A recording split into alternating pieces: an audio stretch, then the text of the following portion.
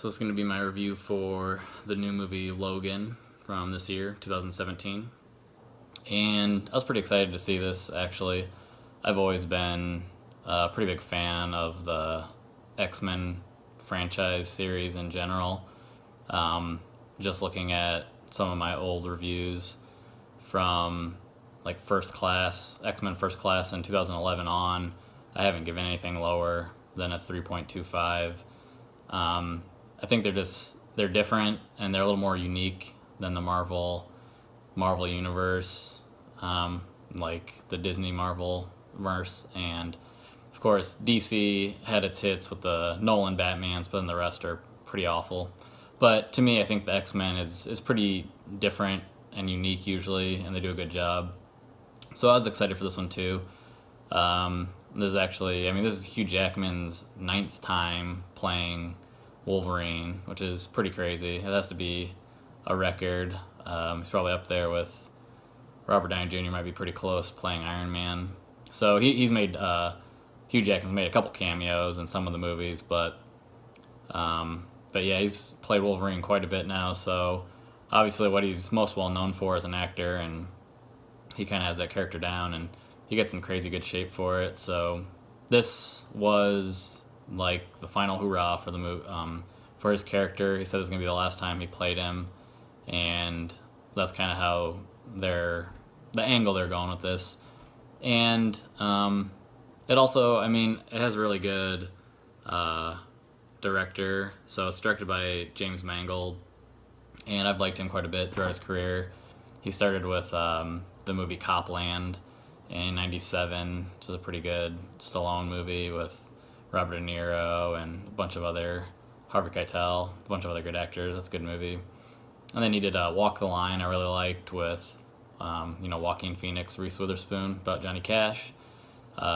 He did 3:10 to Yuma, 2007, which is one of my favorite, more recent Western movies. It's a really good Western.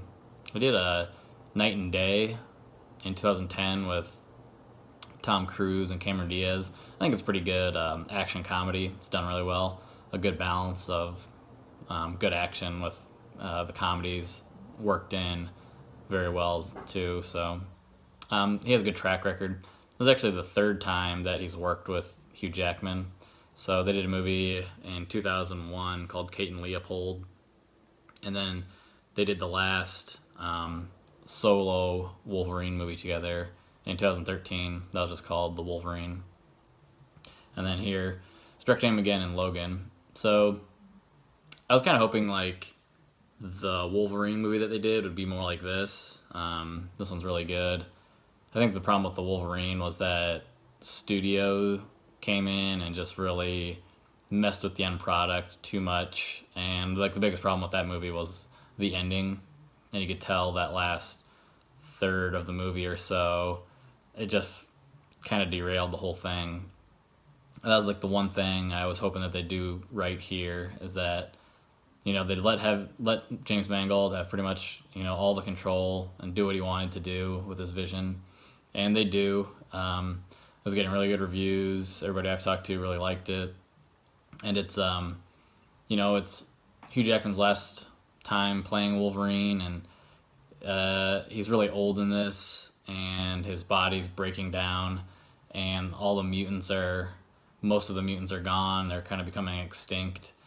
And this is a much more darker take on the material. So it's rated R. And it's not a light R. It's pretty violent. Lots of profanity, lots of swearing, which I was kind of surprised by. So yeah, it's a real R movie. It's not taking that lightly. I was kind of surprised there actually a little bit of nudity at one point. You see some girls' boobs at one point, but anyways, the story takes place, it's in the future, it's like 2029. Like I said, most of the mutants are gone. Wolverine's taking care of Professor X. They're kind of hiding out, and he's like a limo driver. And then one day, he meets this woman, says she's a nurse, and she has a daughter that is being hunted and being chased after, and she offers Wolverine a bunch of money to take her up to North Dakota, South Dakota, one of the Dakotas, and he's kind of like whatever, doesn't want to do it. But then eventually they need the money, and so he decides to do it, and then starts to realize that this little girl named Laura meets her, and then they kind of realize that she's being hunted by this big corporation, and then they're off, and it becomes like a road movie. So Patrick Stewart's back as Professor X. He's doing really good. He's like, it's really interesting. His storyline's actually really interesting too. He's has like Alzheimer's or some sort of dementia, and it's this whole concept of the most powerful mutant, like telepathic mutant, has this like incredibly powerful mind, but then he's losing it. He's losing control of it, and so he slips into these kind of seizure type things and just does some crazy stuff with his mind. But Patrick Stewart again is awesome, as always. Laura, the little girl, she's played by a new actress named Daphne Keane. She's pretty good. And then like there's two main bad guys, I'd say, that are after them. Boyd Holbrook plays a guy named Pierce, and if you watch the trailer, he's the one with the mechanical arm, so the main guy hunting him. Boyd Holbrook, I don't know him by name, but he's like an up-and-coming actor. He was in the show Narcos on Netflix, which is pretty popular. And then the other main bad guy is played by Richard E. Grant, a British actor. He plays Dr. Rice, and so he's kind of the guy that's doing like all these experiments, and he's in charge of the lab that has these people looking for Laura, the little girl. So those are the main guys. There's also Stephen Merchant, who is pretty decently well-known British comedian, plays another mutant, Caliban, and he is living with Professor X and Wolverine. And he made an appearance in the last X-Men movie, X-Men Apocalypse, but it's played by a younger, different actor. And his mutant power is that he can like track mutants. That's kind of his thing. So he comes into play too. Other than that, I don't want to get way into the plot and give it away. It's really good. Like I said, it's pretty dark and violent and brooding. It's kind of set up like a Western, and I was getting like hints of that. And they make a blatant reference to it later, the movie Shane, which I haven't seen personally yet. I want to, but I was kind of thinking more of Clint Eastwood's movie Unforgiven. He's an old gunfighter, and he's coming out of retirement, trying to do good. It's got that same sort of feel to it. I also kind of thought of something like The Wrestler, where Mickey Rourke plays this beaten down, worn out wrestler, and is just trying to make maybe one last run at, being somebody. You get that kind of feeling. They do that really well here, how Logan, Wolverine, he's losing his powers a little bit. He has scars, he's not healing as well, and he's just beaten up. And there's a lot of aspects of it that I didn't really pick up on right away when I was watching it, but then it got a little more interesting as it went. Like, the reason he's kind of losing his powers, you don't really know why, but they finally say that the adamantium that's in his body, that covers his claws and his bones, that makes him so strong, that metal is actually poisoning him.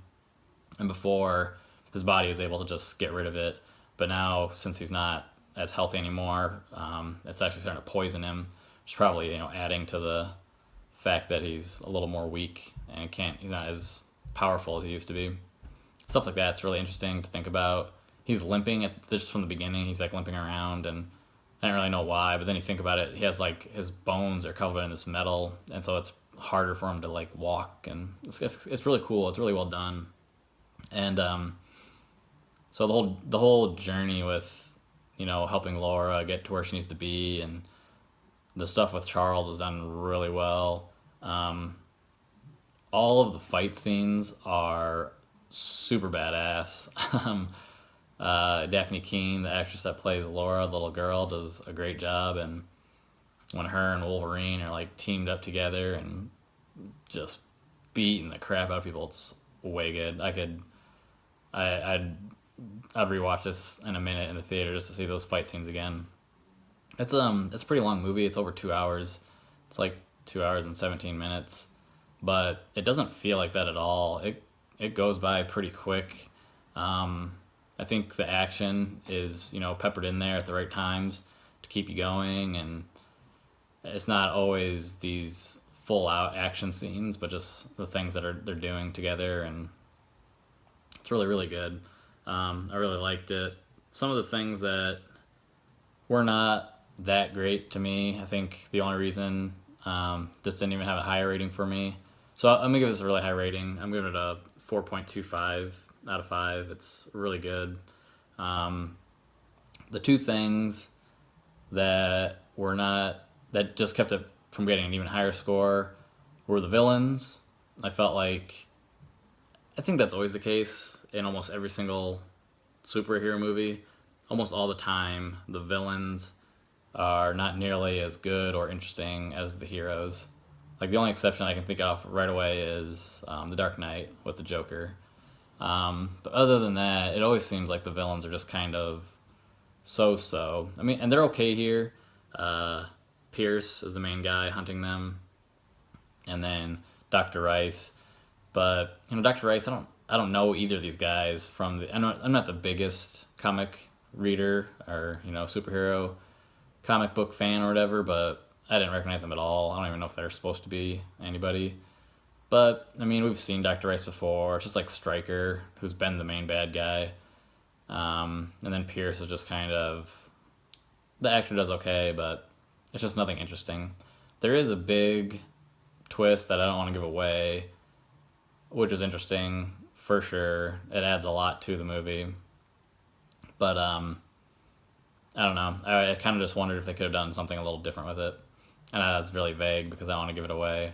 It's interesting for sure what they do. There's this third villain that you'll definitely know who I'm talking about when you see it. But overall, the villains are just kind of always not the greatest thing in the movies, usually. And two other things. There's a farm scene where so Logan and Charles and Laura, they're all traveling together. They meet a family. The dad's played by Eric LaSalle, the Munson family, and they stop to help them with some horses, and they get invited to the house, and they have this scene in their house and stuff like that. It's just a scene that we've seen a scene that's been done before in these action movies, specifically in the Wolverine movies. It was done in X-Men Origins. The Wolverine movie's not very good, but had a very similar scene. And there's also, at the very end, the end action scene happens in a forest. It's good. It's a good scene. Pretty good ending and everything, but that also was very reminiscent of kind of the forest scene in X-Men Last Stand. So I guess when you do it so many times, you kind of run out of things to do, but those are just the two little things that kept it from getting even higher score. Not amazing villains, and some things that have already been done before in the same universe, That being said, really, really good. I think it's, like I said a couple times, it's super dark, it's bleak, it's violent, but it's really interesting and kind of cool to see them take this hard R rating with a Wolverine movie, because you always kind of wonder, well, what does it really look like if he's just balls out, killing all these people, cutting limbs off, and man, you see it. You see the limbs flying, you see the blood, and yeah, like I said, there's a lot of profanity, and it's very, very interesting. So it's just really, really cool to kind of see them do an R-rated version of this. I think this is kind of what they were wanting to do with that last movie, The Wolverine, the one in Japan, but they just never got there because of studio interference. So, definitely 100% recommend it. See it in theaters. I was on the edge of my seat for some of the action scenes. They're extremely well done. This is the best movie I've seen in a while. I've been watching some clunkers lately. So, yeah, I'm getting pretty long, so that'll be it. All right, again, 4.25 out of 5. Go see it. All right. There's a man going around taking names, and he decides who to free and who to blame. Everybody won't be treated